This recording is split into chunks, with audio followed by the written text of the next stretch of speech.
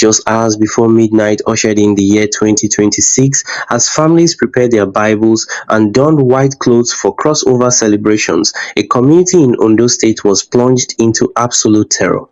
We speak of year-end as a time for gratitude and joy, but for the residents of Epele in Ose local government area, the final hours of 2025 transformed into a horrifying nightmare. The headline you are seeing is the devastating reality of what transpired on New Year's Eve. A police station, the very symbol of protection and order, was not simply attacked, it was completely consumed by fire.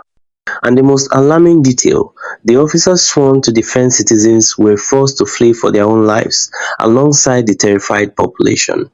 We are going to take you directly to the scene of this brazen assault in the Epele community. We will break down exactly how approximately 20 gunmen executed what witnesses describe as a military-style raid. We will examine the panic that seized the town as families abandoned their church services and fled into the dark forests. We will analyze what police authorities have revealed about this catastrophic security breach. This is not merely a story about a building burning. This is a story about the fragility of our protection in the Southwest and what it means for ordinary citizens as we enter 2026. If you want to stay informed about the security crisis unfolding in our nation, please smash that like button right now. It helps us reach more Nigerians who need to know the truth about what is happening. And if you are not yet subscribed, click that subscribe button and turn on notifications. You need to be aware of security threats in your region. December 31st, 2025. Around 10 p.m. in churches across Nigeria, pastors were testing microphones and preparing sermons for the midnight crossover service. Worshippers were settling into pews, ready to usher in the new year with prayer and celebration. But in Epele, the sounds of worship were drowned out by something far more sinister: gunfire. According to eyewitness reports and credible sources, a group of approximately 20 heavily armed militants invaded the quiet community. They did not infiltrate quietly, they announced their presence with violence. They rode in aggressively, firing weapons into the air and at buildings, creating instant chaos. Pandemonium spread through the streets. Their target was unmistakable: the police divisional station. Normally, when danger strikes, citizens run toward the police station for safety. On this night, the police station became the epicenter region. The bandits surrounded the facility and laid siege. The firepower was overwhelming. The officers on duty, realizing they were outgunned and outnumbered, made a tactical decision to retreat. They abandoned their posts and fled to safety. Imagine the psychological impact on a community witnessing their supposed protectors running away.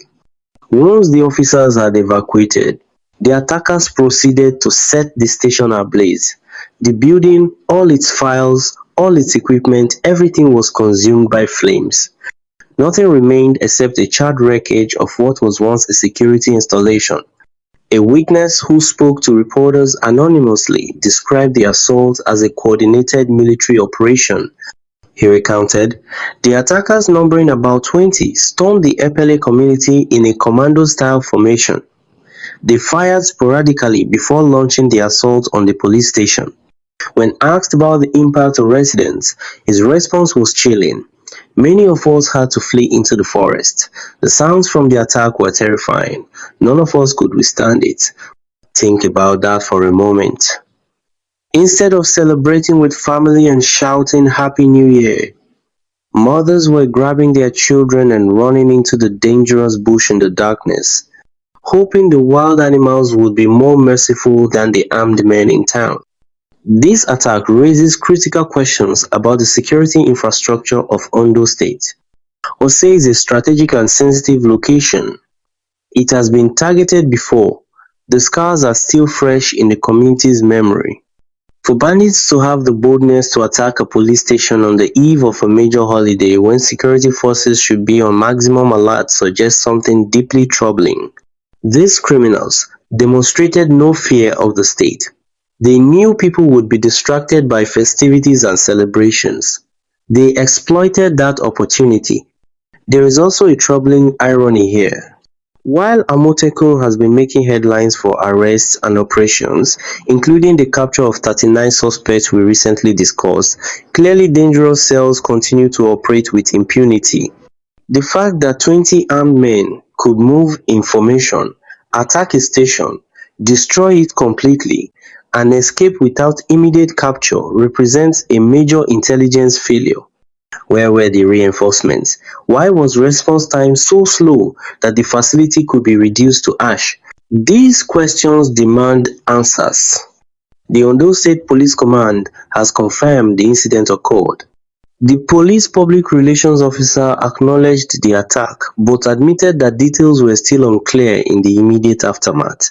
He described the situation as chaotic and ongoing. He assured the public that state security operatives have since been deployed to the community to restore order and reassure residents. But for the people of Epele, this reassurance came far too late. The trauma of beginning the new year in the forest, fleeing from gunmen, is something that will not fade quickly. When a police station is burned, it represents more than property damage. It is a direct challenge to state authority. It sends a message to the local population. You are on your own. Your protectors cannot even protect themselves.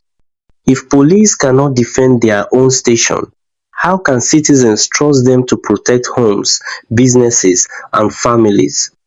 This is why we must continually emphasize the need for better equipment and better training for security personnel.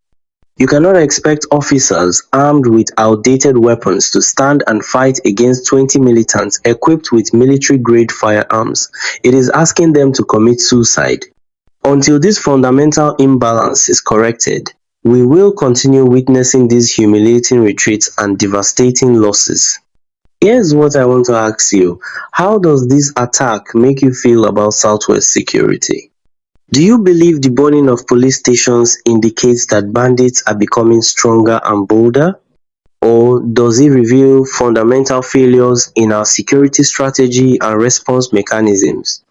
If you were a resident of Epele, would you ever feel safe returning to that police station after witnessing your protectors abandon it? Drop your perspective in the comments. This is a conversation every Nigerian should be having. As the sun rose on January 1st, 2026, the people of Epele emerged from the forests to confront the ruins of their police station. Smoke still rises from the wreckage. The crossover service they missed will never be reclaimed. The new year began not with hope and celebration, but with sorrow and fear. We will be closely monitoring the police investigation. We want answers about who these 20 men were. We want to know their origin and affiliations. Most importantly, we want to know if the police will be able to rebuild not just the physical structure, but the trust and confidence of the community. If you found this analysis informative and revealing, please smash that like button.